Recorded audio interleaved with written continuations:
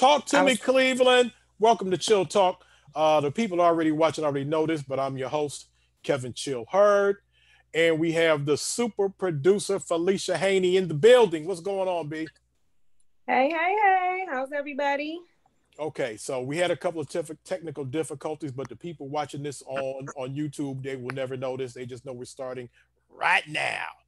Uh, what I was saying earlier, and I don't know if anybody heard me. First of all, what's up to my special Chris Caver, who's watching us, James Wilson, T man, Felicia, did you see your man, our brother, cousin, cousin, man, nephew, breaking? There you go, breaking down his sign language. That we had to get that brother on here to talk about that and to give us some more financial tips. My boy Smooth is in the building. My mom is in the building. Linda Thomas is in the building. So what's going on to everybody watching? And Felicia was letting us know who the guest is, and she covered that information.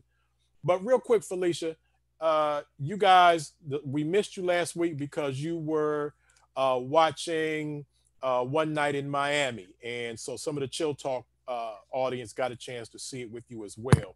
How did the people enjoy it? How did you enjoy it? I thought it was awesome. I really enjoyed it. I've since watched it again, and I've actually got a chance to catch some interviews. They've been doing a lot of interviewing with it. Regina King and Aldous Hodge, I think is his last name. They were on the Today Show this morning, so I got caught up with that. Watched it, so I just think that it's definitely a great film. I've only talked to one one set of people. They all watched it together who thought that it wasn't a great film, but everyone else that I've spoken to said that they loved the film, and And I can they, echo those yeah. sentiments. And I told you, I think I called you as soon as I saw it because, of course, as everybody knows, as a founding member of the African American Film Critics Association, I'm a voter for film, so they send them to me. And oh my God! And Felicia and I talked about it yesterday, day before yesterday, as I was moving into my new secret office. Uh, did we get a chance to see iconic characters as real people? And that was something that Felicia, that you thought was interesting, that some people might have had a problem with. Uh, to see, like, especially somebody like Malcolm X have real emotions. That's not, we don't see that in photos and speeches, but I thought that's one of the most interesting things of the film.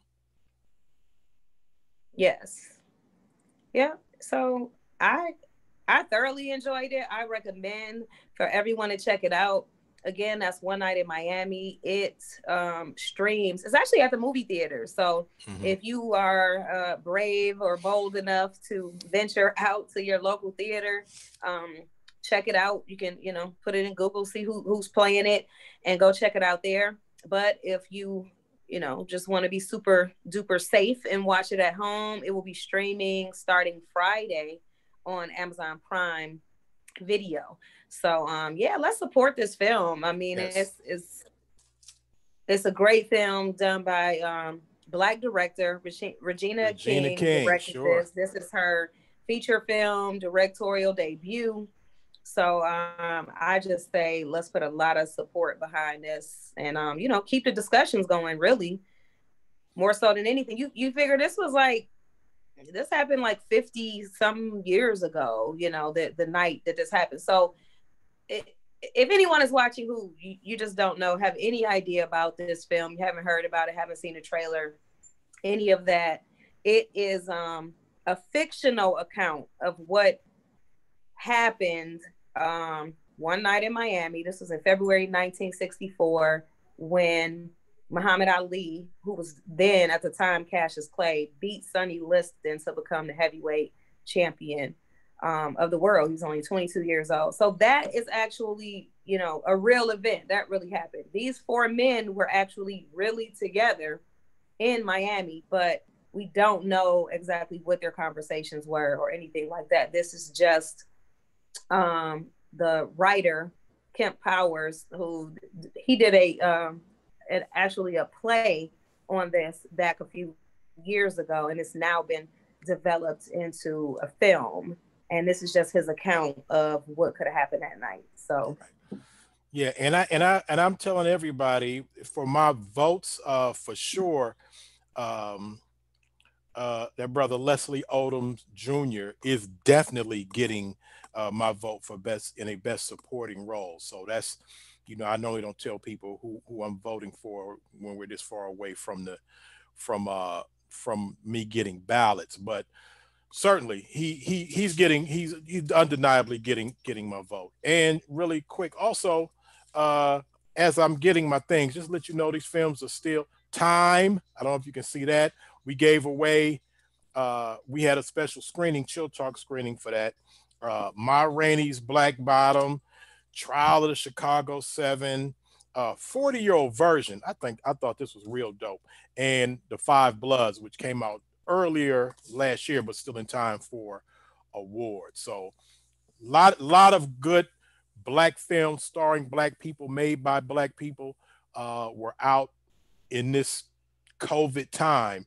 And so, and we were really getting a chance to see a lot of these films at home, which is a special thing. Now, I do have to ask you, Felicia. Oh, first of all, before I had to leave out, I had to make you the you're running the show. You have the boards. You can let people in and kick people out and all of that. So you have to make sure you watch and see who's coming hold in. on a minute, y'all. I excuse chill. Yeah, you have the controls. In order to leave to still keep it going, I had to put you in charge. But I want to know, and I know this might sound strange, but when stuff started happening at in Washington D.C.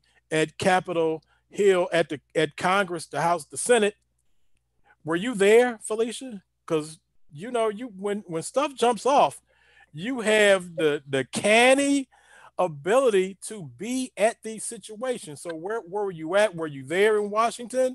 Y'all not Uh, about to place me at that scene. All these people getting found and zoomed in on and pictures and people losing jobs and y'all not. I'm not about to be pinpointed anywhere within an inch of the city of Washington D.C.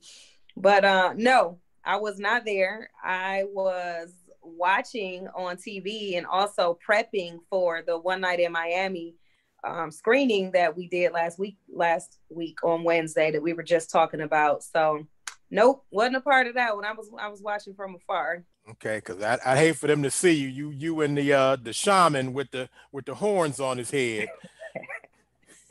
We got you in 4G 5K. We got you. Bam. It wasn't me. What Shaggy say? Wasn't me. It wasn't me. Yeah, no, Wasn't me. no. I was, and as we went on. Actually, we were doing chill talk at the time, and I was really watching what was going on. The votes coming in from Georgia, and we had my boy Shango Seven. Okay, he was on under his government name, Big Mike, but and Good man. he's in the ATL, and so all of a sudden I'm watching and it's going down. Also, we gave away passes, Felicia, movie screenings, free movie screenings to a film that I will correctly refer to as Fatal. That Mm-hmm. last week when it was brand new and I really didn't know that much about it, I was calling it Fatal. I Despite see that E on the end. despite the E on the end, right? All day. You'll see me on the last week show calling it Fatal all day long. But yeah, we gave away passes, but we still have two home viewing opportunities for the film Fatal, starring Felicia's boy Michael Ealy and Hilary Swank. So Felicia, you have to come up with how we want to give away those two video on demand opportunities. What's going on with my man Craig Baxter Stereo trying to get in this joint for Friday when we have his people up in the vaccine talk on Friday. Stereo, we got to get you in at the after party, something, because those are your people. But So Haney, I don't know how you want to give away those two video on demands for Fatal.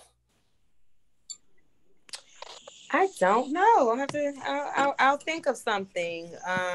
Most definitely before the show is out. Oh, hold on. So Okay, I'm do gonna I let do I have it back again? Trayvon free. Do you have the admit on your I end? think I have it back. Yes, let's bring him in. Bring him Okay. out. Bring him out. Is it clicking? Yeah, he Okay, should there be we go. popping up. There he is. As soon as he unmutes, he'll be in the building.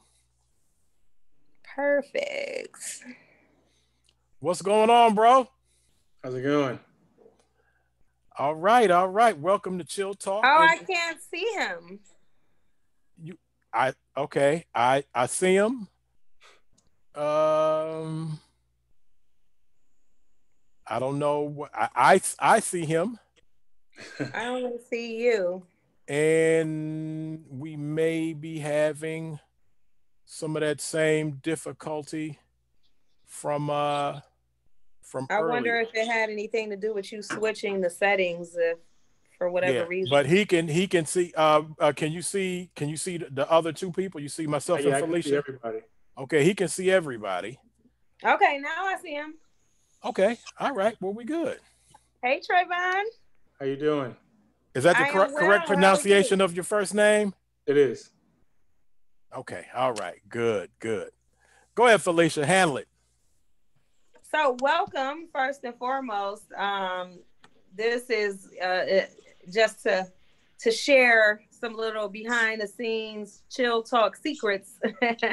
This was a really kind of a last minute thing of how it came together, but I'm Yeah. so grateful that it did, and I'm glad that you were able to join us today. So I just wanted to say welcome and thank you for taking the time out to join us, because it was something that we had to do a little bit last minute, but that's all right. We always make great things happen in the blink of an eye here on Chill Talk.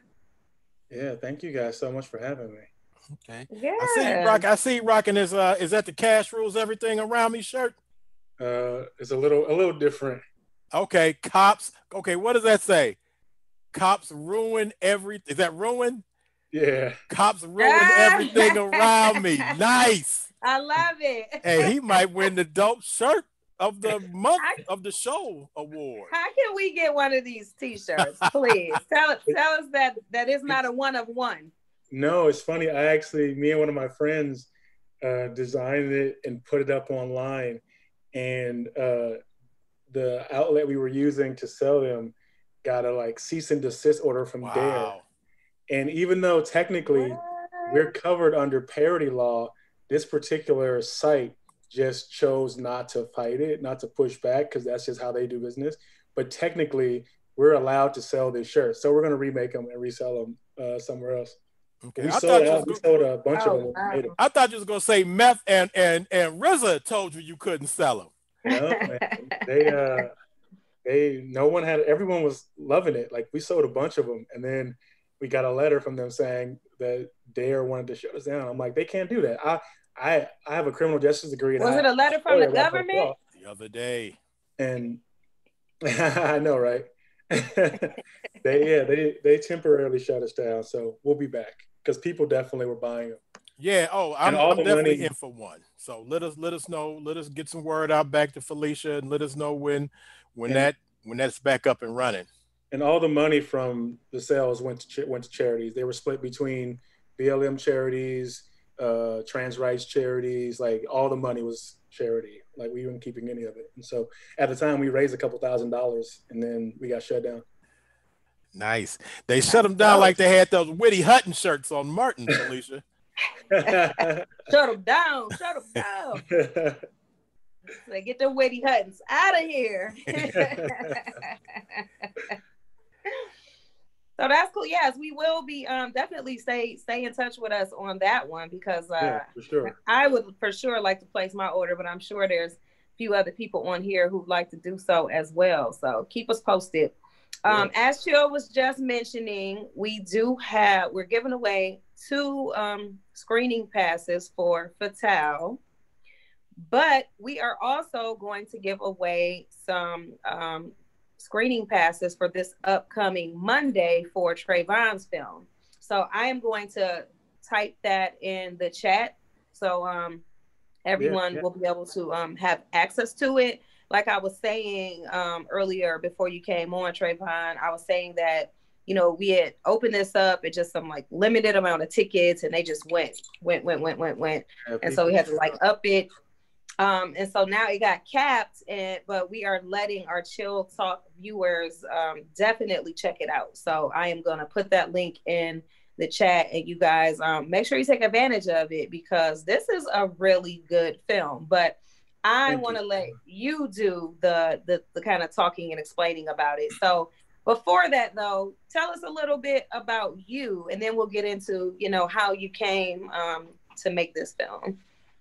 Yeah, so I think the quick version is I'm from Compton. I grew up in Compton. Hey. Um, I went to Long Beach State, About to played get the crip basketball. walking up in here. Yeah, I went to Long Beach State, played basketball there.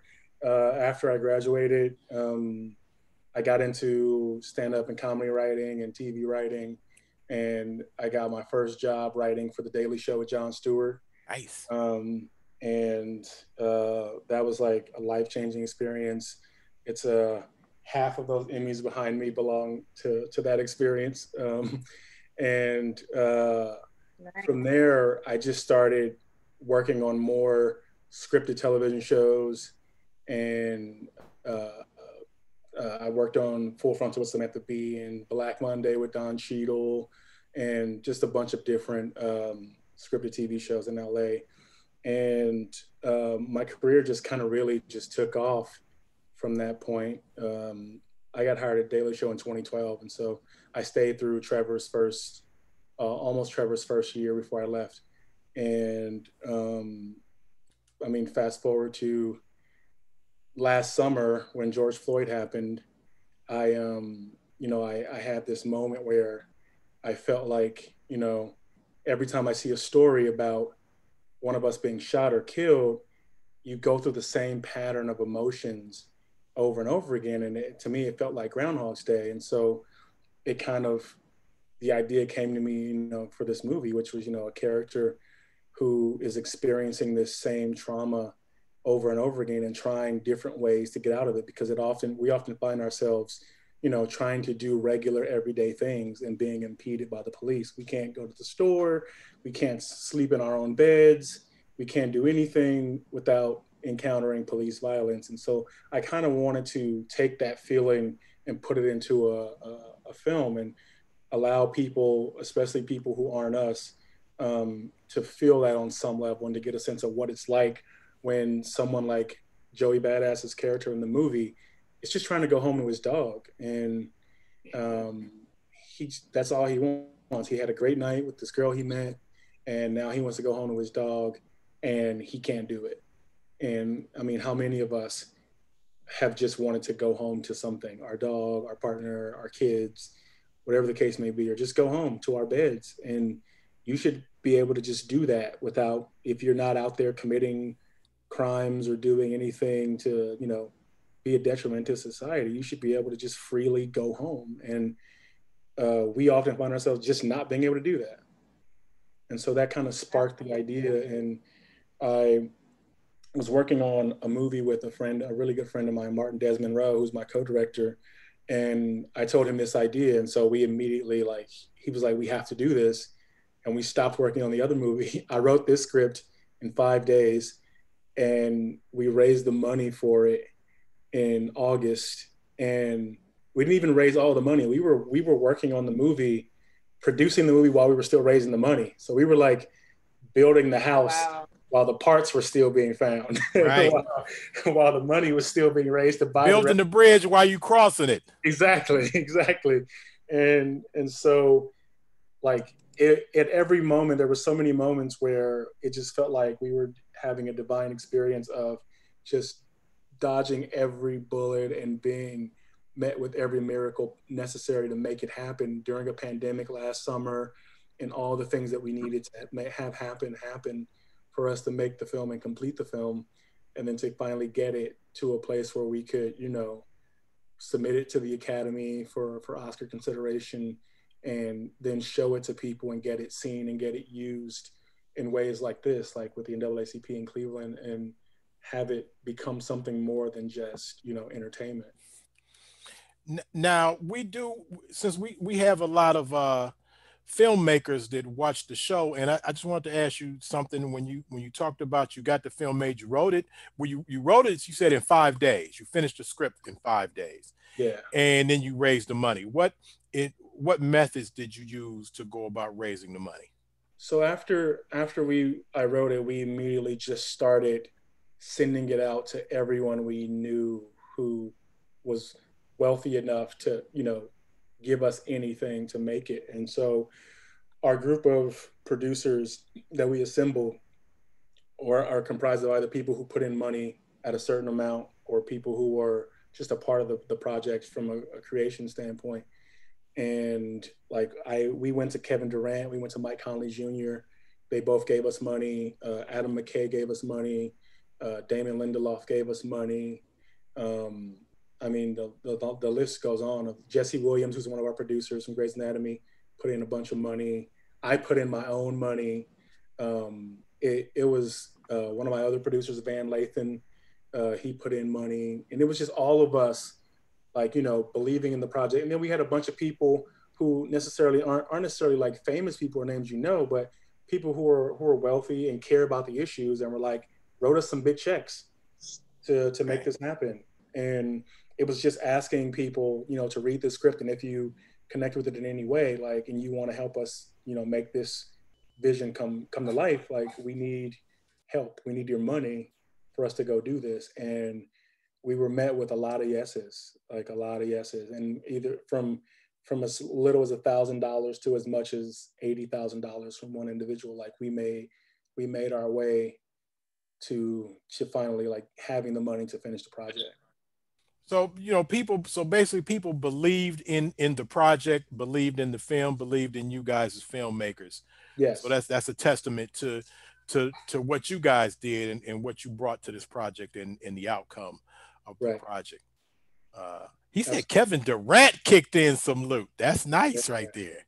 Yeah, I mean, we cast a wide net, man, because I know a lot of people across industries, and they all know people, and it was a matter of like, who do you know who would be interested in this? Because if you can get us that person to do this, then you by nature become a producer on the film, and like it just becomes like that little kind of grassrootsy kind of putting together a team type situation. And we ended up assembling like a dream team. And like like last month, Diddy came on as a producer, and Wow.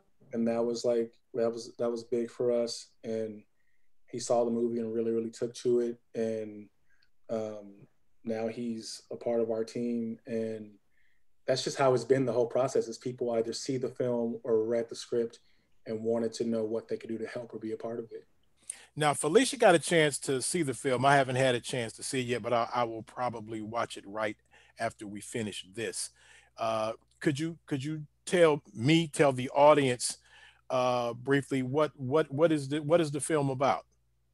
So the film is, I like to describe it in the simplest form because I think it's a kind of a poetic way to describe it, which is it's a movie about a man trying to get home to his dog. And by virtue of what's actually in the movie and the structure of it and the uh, the twist of it, we try not to give it away because it's such a special experience. And like Felicia can probably tell you from having seen it, like there are moments and things that you want to experience for the first time when you watch it. But I mean, it is. I mean, I've already said like it's a Groundhog's Day type scenario where he's experiencing trying to get home over and over and over again. He keeps encountering this one police officer every time he tries, and this for to put it eloquently, the police officer keeps resetting his experience, uh, Wow. and he has to attempt to find a new way to circumvent what's happening to him. And um, then there's, you know, the ending is so special. And I've gotten, I can't tell you how many big name filmmakers and actors and producers who I've gotten, just I have like a file of collected messages from some of the most amazing people that we all admire and look up to, people whose movies we've been watching our whole lives, have Right. sent incredible messages after seeing this movie, and particularly pointing out the aspects of, you know, the structure of it and the ending of it and how it ends. Because everyone, when you watch it, you think you have an idea of how it's going to end, and then it takes you in a place where you just, oh my god. And even after editing the film for a month and having seen the movie now probably 50 or more times, I still like perk up at the ending when I'm watching it or when I'm seeing that piece, because not only because Andrew Howard is such an incredible actor, and I mean, like he's in so much stuff. He's in Perry Mason on HBO. He was in Watchmen on HBO. He's in Tenet. He was in Limitless. He's an incredible, incredible actor, and watching him work is special. Like he is just a pro, and him and Joey together were just so magical. And Joey really came alive as this character. And you know, we've seen Joey be, you know, the character he is on Mr. Robot, and the character he is on Power. And this was his first time, you know, playing just a regular dude, like just a regular dude. And he really found it, and you really feel, you start to like feel for him and the anxiety you share with him of what he's going through. Um, it's a really special experience. And I think the reason why people are taking to it the way they are is why we are here. It's how we got this far. And I really think when people see it, they'll love it. All right. So Again, go ahead, Felicia. I wanted to ask you, first of all, before I ask that, let me just comment on what you were just saying, in particular about the ending. Because the funny thing is, I was watching the film because I wanted to write up a short review that I had to get in yesterday. So I was like, oh, let me write this up. So I was watching the film, and then someone called me as I was at the end, or what I thought was the end. So Yeah. after the call, I was like, oh yeah, I was like, I just watched the film, but you know, it was ending when you called me. So when I got off the phone, I'm thinking like, I already know what happens. You know, I've seen the end, but for whatever reason, I ended up going back and clicking on it. I think because in my review, I wanted to write how many minutes it was or something. So I was going back to actually look at the minute count. And so I played it. And as I'm playing it, I'm like, oh, that was me. I'm like, wait a minute. I'm so glad I came back, because I thought it ended here. And it's like something, it takes you totally, you know, somewhere else. So yeah, it that was like, that was cool to say the least. Like I really appreciated that twist, and I think that the audience will as well. But in that mind frame, or going along with that, of how kind of powerful this is in just 30 minutes, but then getting all these other people on board who feel the same way. What made you decide to keep it just a short and not say, hey, I'm getting all the support, let's go feature length on it? So the short of it was born out of time, and our looking at it from a, you know, what's the biggest, most exposed way we could create this film to get it the most exposure, and to get it in front of the most people the quickest. And also, you know, as filmmakers, we also want to be rewarded for our work at the highest level. And so naturally, any filmmaker who tells you they don't want to win an Oscar is an absolute liar. So we were looking at, you know, this is a pandemic year. A lot of the festivals either aren't happening or like just stilted. You know, we can make a short that, if it's good enough, even though we're like halfway through the year almost, where you should have been long started a campaign for a movie, we can make some noise by just being good enough. Like if we could just be good enough, we can jump in the game late. I think you're muted. Yo, no, I'm Me? good. Oh, okay. Oh, Oh, okay. okay. Yeah, we can jump in the game late and we can still, have a shot if we just make a good enough film. And so we were like, let's do this. The Oscars pushed back their deadline for submission because of coronavirus. So we had a window of time that we could actually make the film and make the deadline. And so we're like, let's make the movie and then submit it. And we submitted December 2nd to the Oscars, which was the deadline, or December 1st, and which used to be October something before, in a normal year. And we we were like, let's do the short version because we know we can do the long version. And so even before we shot the actual short, there were already people asking us to buy the rights to the feature from just reading the Wow. script. So we had just from sending the script around, there were people who were like, we don't do shorts, but we'll buy the feature rights from you. Or we want to be a part of the feature length version of this. So it was definitely like, okay, well, we know we can also do a feature off the back of this as well. And so let's just run the short game because a lot of times Oscar winning shorts do become features. And if they have that potential, and there's been a bunch who have. So we just kind of took it that way where it's like, let's use this as a launching pad into the bigger thing. And if we go far enough, if we get enough people to notice and care about the film and think it's important enough, we can actually make the feature all but guaranteed with an Oscar nomination or even a win. Like it was all strategic in terms of how to get ourselves to a feature version of it. Man, that is incredible. Go ahead, Felicia. So how does that play out with the viewers, I guess? So will that limit the amount of people who will be able to see this short version? Will they only be able to see it through screenings like this or film festivals or what have you? And just if you could kind of comment on that. Yeah, so because we don't have an actual distributor at the moment, it gives us the freedom to screen the movie how we want and to show it to people in whatever way we want. And so, by virtue of, in 2.5 weeks, on February 1st, the Academy will vote on the short list for short films. And on February 9th, they'll announce that short list. And so if you make that short list of 10 films that have the potential to win the Oscar, it creates a lot of buzz around your movie. And we already have a lot of buzz previous to even being on that list. We're still trying to get ourselves on the list. And that then attracts buyers. And you get a buyer to buy your film, and then you then end up having a place to distribute it so that the world can see it. And so right now we're looking at two options, which is, running our campaign, doing our screenings for people like this, like we were doing with the NAACP, and screenings for Academy voters, which you have to do to campaign.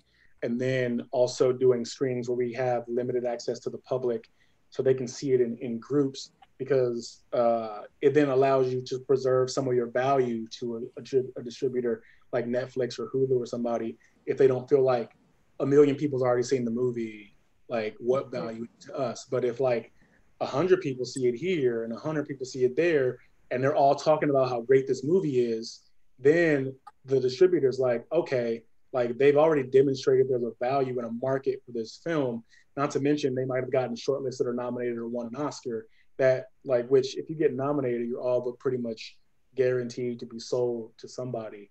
And what's beautiful about our particular short is our short is so complete, in the sense that, like, if nothing else ever happens beyond the end of the movie, it's a 30-minute complete story, or a complete episode, or a complete thing that you can put up on a platform, and people can watch it and be satisfied, whether we make a longer version of it or if that's all they ever get. Whereas a lot of shorts sometimes are just concepts to prove that you can make a longer version of it, but it's not the complete thing in and of itself. But we take you on a ride from start to finish, and I think that's part of our value to distributors. So we're in a unique position where we can actually self-distribute, which we're thinking about doing at some point, depending on how the campaign goes, where we just put the movie up and we like charge people $1 or $2 to watch it and split the money with a charity like BLM or somewhere like that, or amongst a group of charities, to raise money, because like we're not in it for the money. We're in it because we care about the issue and we are filmmakers. Like we like to create things that are entertaining, but we also like to say something. And so the part of the even the raising money aspect of it is when you have investors, it's nice if you can pay them back Yeah, to, right. to thank them for their investment.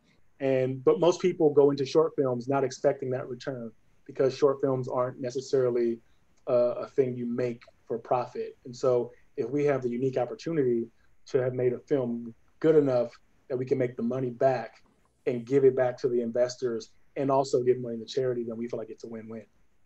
Okay. And for the people that are joining us now, we're talking to the writer, director of the film short Two Distant Strangers. And I do want to say, although I can't claim that I'm a voter for the Academy, I am a voter for AFCA. Oh yeah. Uh, and I won't say that I would be biased to say that you have my vote, considering I haven't seen it yet, but I'm pumped up. So, We did submit, hopefully, so hopefully I get a chance to at least get my vote in with the African American Film Critics Association yeah, ballot. we love. I mean, one of our producers actually works for Africa, Nicholas Okay. May, and we very much.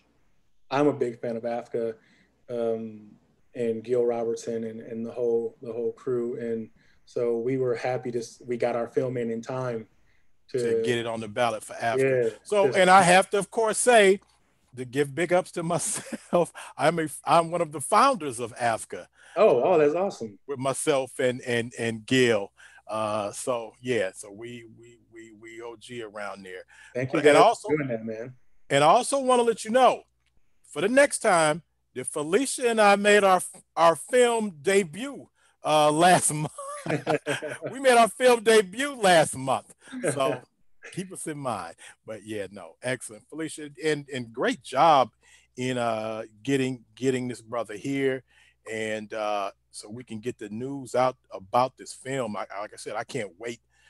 Yeah, please let me know When what we you get think when off, you I'm watch gonna it. as soon as I shut this down, uh I'm definitely going to watch it. So, Yeah, so please let me Felicia, know what's what you going on think. with the what G Cuff is doing? How does that breaking down? So G Cup is partnering with NAACP on this for it to be a Martin Luther King. We were mentioned earlier for that this Monday. If anybody didn't know, I know a lot of other stuff is going on in the world right now, and everybody's kind of focused on what's going on in Washington. But this Monday is Martin Luther King Jr. Day officially. His birthday is Friday, but the official celebration day is Monday. And so NAACP decided to reach out, grab this film, which is a great idea just to show people and just to spark that conversation. So GCUF decided to partner with NAACP on this, and hopefully it'll just be a great time and probably some really good discussion. So I'm not sure right now who's all pegged to be on for like a talk back, but I think that is what the plan is, to have some discussion after it. So Yeah.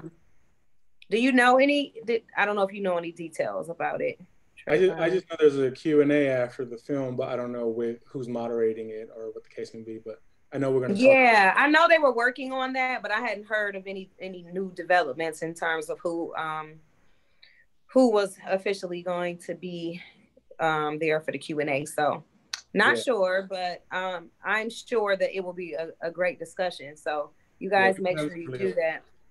Felicia, how many tickets can we give away today for this? What did you say? What you set up for us?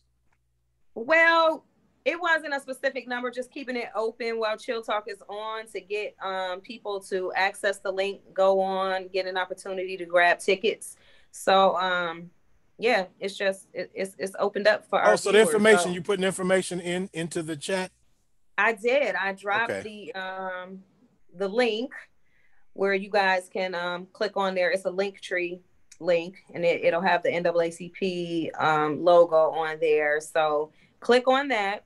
make sure you go register to see this film. It is it's just a fresh take. And that's something else I guess I wanted to bring up to you, Trayvon. It's like these issues aren't issues that we all don't know about, we haven't seen, or things that haven't like played out. But it's just kind of a different take, I guess, on how it plays out. Right. Or how you're able, for me at least, like, and I could be wrong, but I was connecting dots to what was happening in the film to real life situations That's that exactly it. That's yeah, exactly that I've known. So every single instance, even some in the script that we didn't shoot for time, is taken from a real life like situation, because we wanted it to exactly be experiences we really had, and we didn't want anyone to ever be able to be like, well, no one's ever done that to Black people, or no one's ever done that. Like every single experience is authentic to us, and that's exactly what we wanted it to feel like. right. And I even like at the end, the real end. Not the one you When thought was the end. yeah, when the credits start rolling, and how you are paying homage to these people, and essentially just keeping their names going with these shout outs. So I thought that was really big, and just something that I appreciated as a viewer. So I just want to say kudos, job very well done. I really, really enjoyed it. And I think our audience will too. Yeah. And Chill, who has yet to see it, but I'm like the Russian judge. I'm hard. No, I'm not hard on films. No. But yeah, no, I'm really looking forward. And also want to say what's going on for the people that are watching the show today. Please share the show and what's going on to Lady Skill and our brother Andrew Parker, who just joined as part of our championship trivia night trivia team. So what's going on? He's also part of the Russian scoring team for films. That you got to, you know how he is. He's always devil's advocate. yeah, for sure, for sure. No, my goodness, man, and I want to make sure all our filmmakers that, and I'm gonna go ahead, and after we conclude this, I'm gonna drop it also to my YouTube and make sure I get this out to a lot of my filmmakers who will be interested, just even in the information that you got, in the drive and the passion and the way that the hustle, the way that you made sure you got this vision made, especially as we anticipate some awards, and then going on possibly to a full length feature. So we get a chance to see it on as it develops from where it's at now to where it's most likely to go. So yeah, I want all my filmmakers to know you get to see how this is done from this level to where we know this film will probably go after that. So filmmakers, share this as well. Anybody to your filmmakers, share it. And thanks for just really being transparent in the process, and just kind of letting us know, or our audience know, how this goes. Because like I said, like Chill said, we've had a lot of filmmakers on. We have a lot of people who are aspiring filmmakers that have joined us on the show, or who join us in the chat, very often. And this is just good information to know, like the process and how you put this together, how you were able, to pull this off and write something in 5 days, so that is just like amazing. And I'm glad that you were able to share, and then to really let it be known, because sometimes in this day and age, it's almost like this, I don't need anybody's help. I can get it on my own. Which I think is like so bogus. Like, I don't think anybody really reaches their full potential from something that they just did solely by themselves. You were like, no, I called in favors. I was able to call on this person and that person and yada, yada, yada, and not only that, but then, hey, hopefully I get this money and then give back so that we can continue this process. Absolutely. So, or even taking, the money and giving it to charity. So, just things of like the way to keep things going. And last week, we were talking before you came on about the film One Night in Miami. So we did a special screening of that last week, and we invited our Chill Talk audience to check that out as well. But in that film, Jim Brown makes a point where he's like, we need economic empowerment. You know what I mean? Like we to really do something, to really keep this going. And that's gonna take this type of attitude, this type of working together, to put us in those positions. So I just wanted to yeah, just to say thanks. Thanks for sharing that. Thanks for doing what you doing what you do. We need more people like you doing that. And I'm gonna shut up now because I'm just talking too much. Thank you so much. I mean, I think part of what keeps us as Black filmmakers from getting as far as we can is holding on to information as if it can only benefit us. And it's like there's more than enough room at the table for other filmmakers, other creators. And I think it's in everyone's best interest to partner with who they can when they can or when they need to, or who can help who, because someone who helps you puts you in the position to help somebody else. And it's also just I think it's our duty as Black filmmakers, because we don't have the resources that up and coming white filmmakers have, Right. and the connections that they have to get where they get to and to get where we want to get to. And so when one of us, finds out, that the Underground Railroad is over here and this is how you get free, like we should be all trying to help each other get free, and we should all be trying to help each other get where we want to go and get to the top. And so if I can help you, if I know something that I learned along the way and that can benefit you, like I want you to know how to do that particular thing, because it's not going to hurt me because you know how to do it too. Like we're not the same people. We're not going to make the same things, but we need more of us at the table. And so I think it's important for us to do stuff like that. And I mean, I also would say like people should definitely also, as up and coming and young filmmakers, not put the kind of pressure on yourselves to do things fast. Like I wrote a script in 5 days because I'm a professional television writer. And as a professional television writer, you have to write 30 pages in a week. And that's just how it goes if you're a comedy writer. And so that's just a skill I have. I just know how to do that. That's been honed over years of being staffed on shows.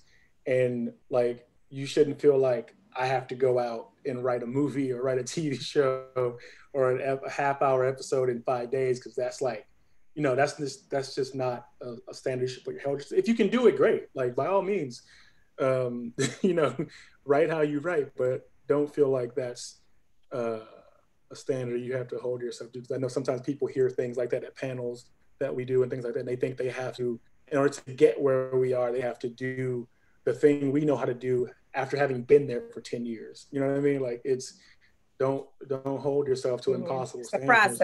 Learn the craft.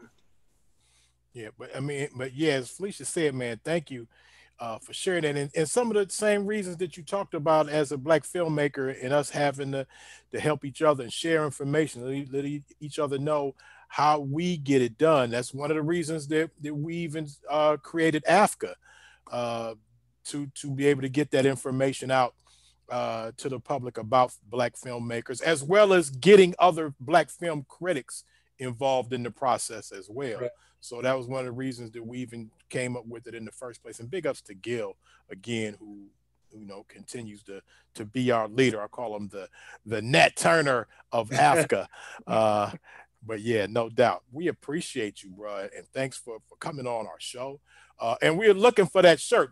Felicia and I want to put down some dollars. I'll Normally definitely we hit you up for free stuff on Chill Talk, but we'll kick in the necessary dollars when that becomes available. So yeah, we'll Yeah, definitely maybe let you know. maybe we can purchase some and give one or two away or something on Chill Talk as well. I mean, I I need to secure one for myself first. Yeah, We're not just talking about we'll giving back. definitely Like let now, you I'm know. talking about get something for myself. But yeah, no, we could definitely do that. I did want to ask you one last question though. Sure. Being a comedic writer, and I did see that in your bio, and I was just wondering how difficult was it for you to make the switch into something, because this is not a comedic film. No, and like it's funny you bring that up too because I even though by trade I'm a stand up and comedy writer. I can write. I tell people obviously I'm a writer. You know what I mean? Like I can write. I know how to write. And comedy, the skill of joke writing and being funny is just an added bonus that a skill I honed. Starting out doing stand up, and so it if you're able to write comedy, typically in Hollywood, you can write anything. The thing that normally doesn't happen is people who are natural born dramatists aren't able to make the switch to comedy because they've honed the skill of being dramatic, and it's just such a different skill set to know how to write a comedy show or a comedy pilot or any of those nature. So it's easy for me to turn off the joke writing and to write something that's more dramatic because underneath all the joke structure, underneath all of that stuff is the drama.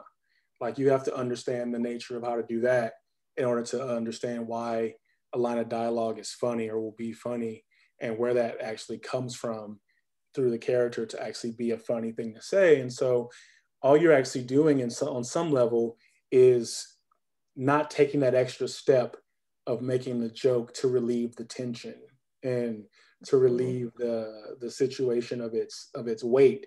And so, and that in and of itself is a skill as a comedy writer to know how to pull back, to know how to like be writing something and your instinct is to, I got to put a joke right here because somebody said something serious. And you're like, no, no, no, that's the thing. Like they're having a serious moment and that's what it's supposed to be. And so both of those are skills you have to have. And so I just, I watch everything. I don't just watch comedies. I watch probably more dramas than anything even as a comedy writer. And because I just think that's just how you learn writing. Once you know how to write a joke, if you know how to write, like you can always make something funny, but you have to Hey, know. Trayvon, how about this? How about you help us out with giving away? Because Felicia has already put in the information how to be able to see your film. Uh, but for the film that we're giving away, we have two more passes to give away for the film Fatal with Michael Ealy and Hilary Swank. Give us a question for somebody in our audience to answer about a black film, a black filmmaker, or some black film trivia. Okay. And whoever answers the question, the first two people to answer the question gets that information on how to be able to see the film Fatale for free. Okay, I got one for you. Um, who is the star or one of the stars of Sylvie's Love, Ooh. Namdi Asamoah married to? And see, we had we did that show. We she'll talk. We gave We away. did give away passes for Matter of Sylvie's fact, Love. we had a watch party for that film, right? I loved We it. did. So there you go. So the question is what again? Now this our viewers should be able to get this, or at least or Google it real quick. What's the question again? Who is the star of Sylvie's Love, Namdi Asamoah married to? Mm, all right. I'll give away one also if you can tell me what was his former profession before he was an actor. What other major profession? Yeah, it's All also a right. famous profession, Okay, but there not you acting. go. Two questions. I see my cousin Sweet Dirty Tone is in the chat. So Tone, get that information, bro. So the two questions are out there. Whoever wants those free watch it at home film. Our man Michael Ealy, you know that brother. Hilary Swank, Academy Award winner. Right. Uh, and I'm waiting for next season for her to join the cast of Cobra Kai. I'm calling that one out. Oh, is she doing that? I have not heard it, but she was the Karate Kid in the third. Right. So since they're bringing everybody back from Cobra Kai, I think they might be reaching out to Hilary Swank. She had to move her Oscar to the side and say, "Okay, I'll be back." So, so there you go. So whoever wants to answer any of those two questions, if someone doesn't answer by the time we go off, and you still see the show. You see it on the share, on the repeat, on the YouTube. If you come up with the first ones to answer questions from there, hit Y'all us in better get them Google fingers hit together. us in the DM. You can hit myself. You can hit Felicia. Just let us know. I see my cousin out there. I'm rooting for you, Tone, in the ATL. Come on, bruh. I'll tell the people also how they can follow you or stay in touch with you, Yes. and what you got coming up. I am at Travon on pretty much every platform at Travon, and I am currently working on a show for CBS All Access. I don't know when it'll be out. We're just starting the writers' room in a couple weeks to write those scripts. Show called Hardly Working, and um, I am working on a movie for Apple starring Idris Elba. It's an action spy comedy. My baby daddy. Oh, I'm sorry. I was uh, having a moment. Go ahead. I'm actually like writing the back end of that movie right now. I'm almost done. I should be done by the end of the week, I hope. Um, and that's for Apple. That got announced last summer. Um, and those are the two kind of big things that I'm doing right now outside of promoting the movie and doing the campaign for the short, and hoping we can take it all the way to the end. Okay. Really quick before we let you go, because I know this is a question that comes up with a lot of our up and coming filmmakers. What do you think about crowdsourcing as a way to get films paid for? I think it's a great opportunity to get your film made. I mean, Matthew Cherry, who's a good friend of mine, who did Hair Love and won the Oscar for Hair Love, a lot of that money, almost I think all of it was crowdsourced. Like it was people who, put in money to see Hair Love come to life. And look what that did for him. Like, he won an Oscar and now he's got a deal with Warner Brothers and he's out there like killing it. And I knew Matthew when he was still like an NFL player who was just crossing over to get into the business. So I mean, it's amazing to see what he's done. And so if you have the ability to fundraise through crowdsourcing, I mean, if we had time when we did our thing, I would have tried it. I would have done, but we just didn't have the luxury of time. Like we had to make a film and have it be done by December 1st. And we started July 27th with a script. So it was a race for us. But if you can do something that's worthy of, being crowdsourced. I mean, look what that guy did with the Will Smith, with the Fresh Prince of Bel Air dramatic Right. take, where he just, you make that video, you spend some money, you make that video, and now he has a TV show that's being made, produced by Will Smith. So it's, you just, I and that, suspect that was his end goal the whole oh, time. absolutely. You got to be creative, man. Right. There's so many creative ways to get people's attention. And, if you believe in what you're doing and you can actually do something creative and fresh, like people will, there's somebody out there who'll buy in. You have to believe in it more than anybody. And that was me from day one with this movie, where we did an interview earlier today with Hollywood Reporter and with one of my other producers, Lawrence Bender, who produced Pulp Fiction, Reservoir Dogs, Good Will Hunting. Like he's got a crazy resume. And he talked about how, when we first started making this movie, how I said to them from the very beginning that we're going all the way. Like I think we're going to go all the way. And he was like, it's amazing that we've gotten this far. And I said it from the beginning. And I think you just have to believe that that's possible for you.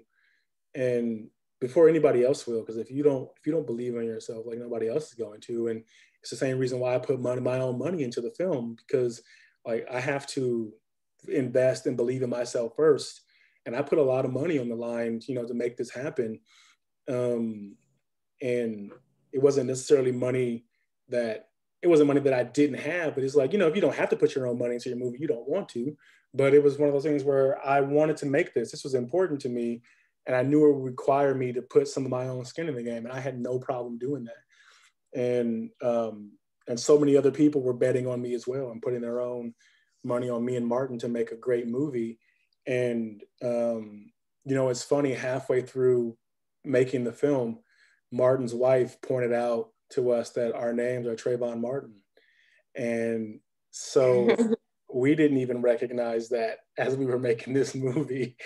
And so like in the credits, you know, when you see directed by Trayvon Free, Martin Desmond Rowe, it's like, even that is so kind of like serendipitous to this experience and this process of making this film. And so it's, there's also a little Easter egg I'll tell you guys about when this is over, because I can't spoil it for the viewers, but there's something really cool that happened that you guys would want to know about. Well, actually, I can't tell you, Chill, because it'll spoil the movie for you. But Felicia, I can give you a little gem. But tell me. I'll email it to you. Chill, I think you're muted, or I can't hear you. Oh. Okay, Chill, you gotta do the.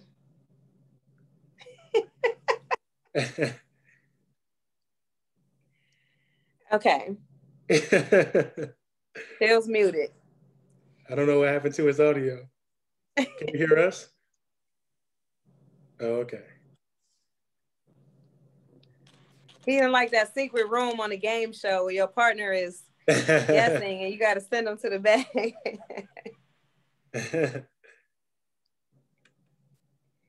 Okay, you know what? Now we got you. I'm going to have to go just off the computer. You can hear me? Yeah, we can hear you. Yeah, we can hear you now. I'm just going off the computer sound now. So that's how that is. Okay. But so Chill, let me ask you, are you seeing a couple folks actually sent me texts and said they answered the questions, but I'm not seeing it on my end in the feed. Do you see it? Maybe they are somebody that's just I don't know. Did you share it? Because I don't see it. I did share, but I don't see it. I don't see it come maybe up. It's just people that, if you shared it to your page, then maybe it's just people that saw it on your personal page. Hey, and let me tell everybody this right now, because I normally do this. For people who are watching this on Felicia's page, or even on my personal page that it got shared to, go over to the actual platform on Chill Talk, the actual Chill Talk platform, the Chill Talk radio page, and like and follow the show on. And anybody that this got shared to, go over to the Chill Talk radio page on Facebook at Chill Talk to me. And that's, so a lot of times, like if you're sharing something right now, it may just be going to Felicia's thing, or people that are seeing it on my personal page as opposed to the actual Chill Talk platform. So share it, but go over to the Chill Talk platform and follow, like it, and also to the Kevin Chillher YouTube channel, or the Chill Vision YouTube channel, and subscribe to that. I do have 2 answers that apparently they did come through on here, but I wasn't able to see them for whatever reason. So I'm glad that they reached out to me through text. So our first answer for Trayvon's question is, who is Namdi married to? And forgive me, I should really know how to pronounce this man's last name, but I don't want to butcher it. So I'm just gonna say his first name. But I did get an answer from Sharita Shaw on that, and she said that he is married to Carrie. Wait a minute, what is it? I'm saying, I thought, no, I was like, wait a minute, did she say, I thought she said Carrie Hilson. Like, that's the wrong Carrie. It's Carrie Washington. No, she got it correct. So there was an incorrect answer first, and then she came back and said Carrie Washington, not Carrie Hilson. Okay, so that's Sharita one is, and who's the other person? The other person is Drew. Actually, Drew tried to answer both questions, and he got the first one wrong. So he said Tessa Thompson. We're not asking who his love interest was in the film. We're saying, who is he married to in real life? So Tessa Thompson was incorrect, but he did say that he was an NFL cornerback. Okay, so Andrew, Sharita, and Crazy D hit me up and said he answered it. I don't know where that. Did you see Crazy D's answer somewhere? I didn't. That's what I'm saying. I'm not sure. We've been having a little bit of technical difficulties today. I'm not sure what's going on, but I didn't actually see any of the answers in the chat. So these came from my text messages. Okay, see, now I'm seeing everybody. Vince Robinson answered. My big brother Vince. I see Drew's answer. What's going on to Kim Hargrove? I do see Crazy D's answer. Yes, I see. We'll get y'all together. We see who won. Yeah, that was something going on our end. So we'll hook y'all up one way or another. Make sure you share the show. Make sure you go to the Chill Talk, specifically to the Chill Talk page, like and follow, and go to the Kevin Chill Her YouTube channel and subscribe. Before we leave, I also want to tell everybody, I'll be doing some stuff on it tomorrow, but on Friday, 8 o'clock, we're having the big Black people and vaccine discussion. And I just picked up another Dr. Lynn Milliner will be joining us along with Dr. Benita Cole, the Chill Talk doctor, as well as Laleka Dunkwa, who's an infectious disease expert. So we'll be taking questions, comments, conspiracies, home remedies. We're going to get all the information. That's Friday, 8 o'clock on the Chill Talk Facebook page. And then we'll have an after party on the YouTube channel for people that want to argue about some things that they didn't get together during the show. Who want to argue?